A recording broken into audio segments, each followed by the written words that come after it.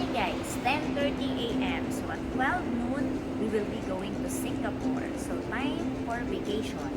Para sa mga kids, malapit na kasi ang pasukan. So time for them na makapagbakasyon muna. And they deserve it. Kasi alam naman natin na ang hirap din mag-aral. So finally, makakapunta na sila sa gusto nilang place. They will go to Universal Studio and Legoland. So see ya! Bye!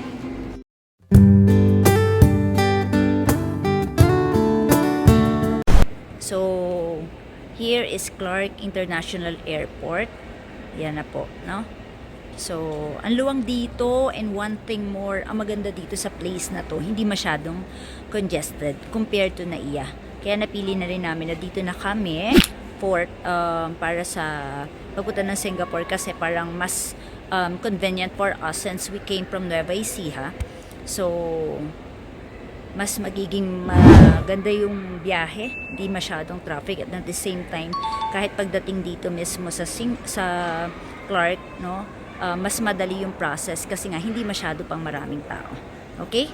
So, update you later. Bye! 2 hours later. We're here at Changi Airport, Singapore. Yay! So finally, after 4 hours, nandito na rin po kami. Nice airport.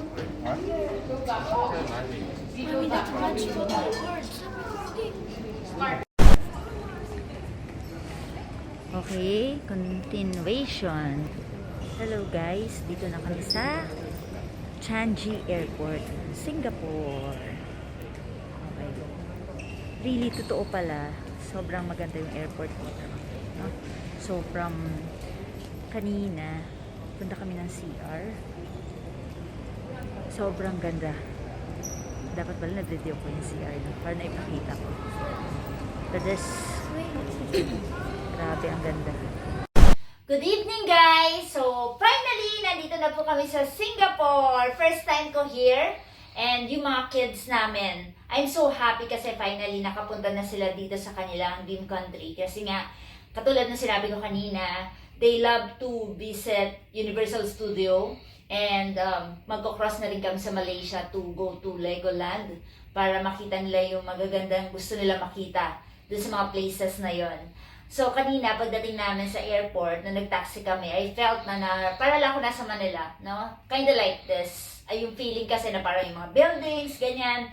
Pero true na talaga ang linis dito sa Singapore. So mukhang napaka-disiplinado ng mga tao.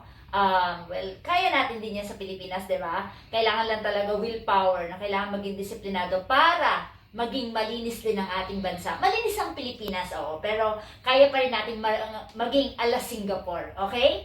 So, mamaya, kakain na po kami. Mag-dinner naman kami together sa family. So, i-update ko na lang kayo kapag nagpunta kami dun sa Universal Studio and Legoland. So, here sa Singapore, naka-check-in kami sa Hotel Boss, no? Maliit lang yung hotel.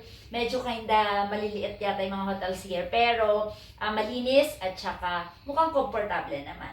So, see you! Bye! Finally, we're here! Grabe, ang ulan dito ngayon.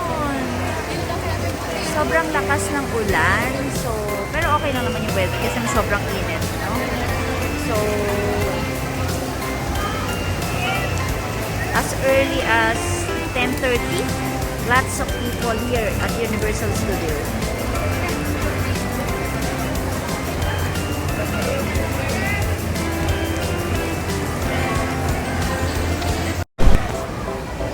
Up, up, up, up.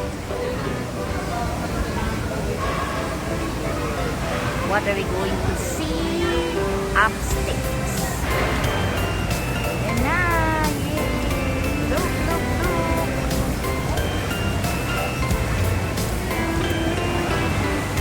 So, there are lots of kids. They will surely enjoy later.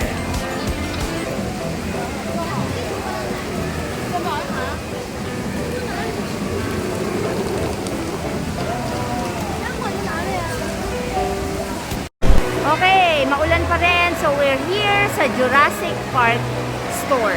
Store to ah. Ayan. Look, look, look. Ang dami na pong tao. Grabe. Yay! Hi, Jet. Say hi. Hi.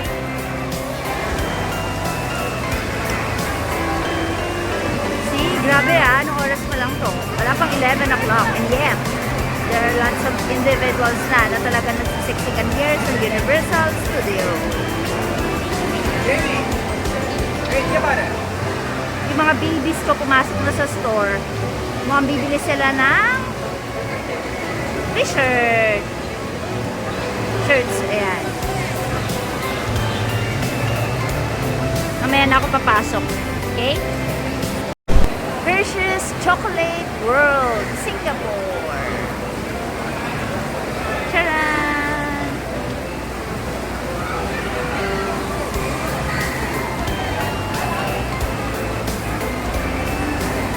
Guys, pag ganito naman ang pupuntahan mo, ingat-ingat sa diabetes. O, diba? Lahat ng klase ng Hershey's chocolate present.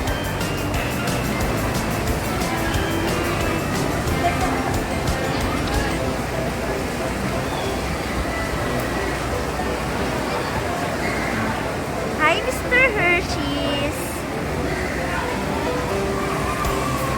Okay, papunta na po kami sa Universal Studio. But here, ito yung papasok. Pupunta muna kami here. Then, on the way to Universal. Yay! Happy na naman ang mga babies at makakapasyal. Finally! Oh, look!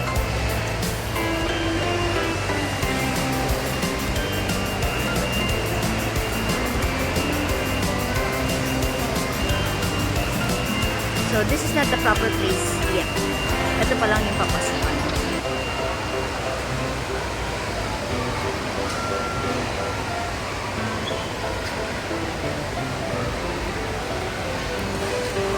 Okay, so later, pag nandun na kami sa Universal Studio proper. Okay? The next day.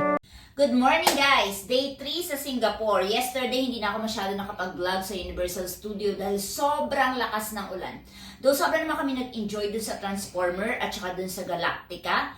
Yung mataas na rides. Kaya lang out of 5, 2 lang kami pumunta kasi yung mga kasama namin sobra silang natakot sa heights. Pero enjoy, sobra. So now, this is the day for us to go to Legoland sa Malaysia. So tingnan natin kung ano yung makikita natin doon later, ha? Bye!